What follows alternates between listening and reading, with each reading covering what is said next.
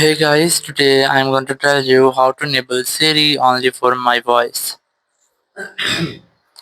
If you're using an iPhone and you want to enable Siri only for your own voice, so let's see how can you do that. You just have to open up your settings. In settings, just scroll down and look for the Siri option. Here's the Apple Intelligence and Siri. You must have to tap on it. And here you have to scroll down and look for talk and type to Siri. Simply select that option. And here you will get this three option, which is Siri or Hey Siri, only Hey Siri, or off. If you have selected anyone from here, you just have to select off first.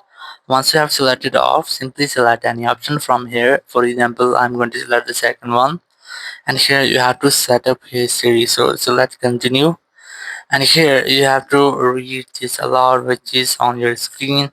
And once you have read them, you will get the 5 steps from here, and you have to complete them all. And once you have completed, your Siri will enable only on your voice. Siri will detect your voice when you say hey Siri or only Siri. So in this way you can easily enable Siri on my voice in any iPhone. Thank you very much for watching the video. Until next video, bye bye.